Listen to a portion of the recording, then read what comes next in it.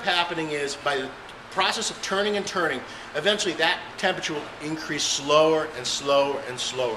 And it'll hit a point where it won't even go any higher. And that first fermentation cycle will be complete. And what we'll end up doing is we will then break the polone down and we'll allow it to rest.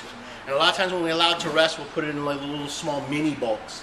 Okay? And we'll give it a moment to rest, sometimes, and depending on the leaf, sometimes as little as a week, sometimes as long as a month. And then we'll go into the second fermentation, which is much gentler. But by allowing the tobacco to rest, it almost resets itself to allow you to do that second fermentation.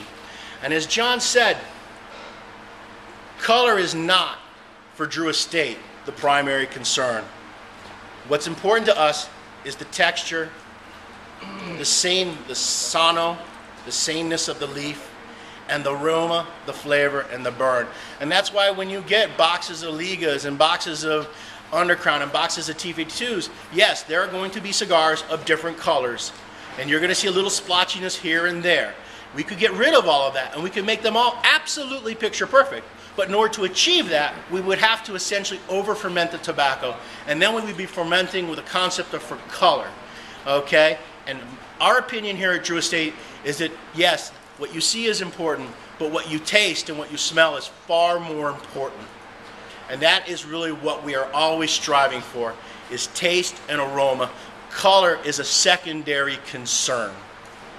That's going to be used on the factory production floor tomorrow. So as you walk around, you'll see a wide variety of wrappers. See Ecuador, Connecticut.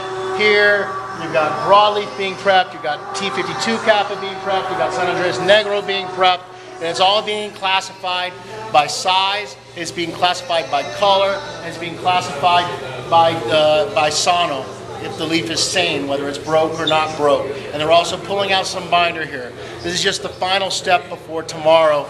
And all the leaves that they prep today will all be utilized tomorrow. And the leaves that are prepped on Friday, they'll be stored in the cool room to be used on Monday morning. So this is just one day ahead of the factory production floor, is what they're doing here. Over here, these guys have laid out.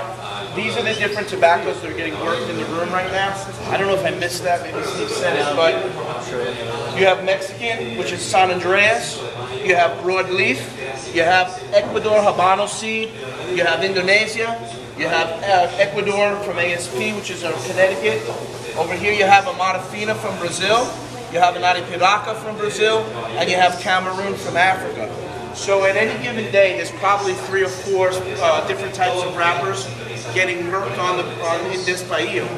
So I was home here this morning, and by tomorrow it'll be baby silky smooth. And if you come and you touch it, I just ask you to be a little gentle. You'll feel it's already starting to get very supple in texture as to how it needs to be prepared. And it doesn't seem like a big deal, but doing what we do in here saves us a lot of money and provides a much more consistent wrapper for us to work with on the production floor. In fact, we're going to actually incorporate this style when we get the new tobacco bodega. We're going to start doing this for other leaf varieties at different humidity levels. The problem is it's too difficult to adjust the feeder machines to say, oh, let's try to do broadleaf this way. Let's try to do San Andreas Negro this way.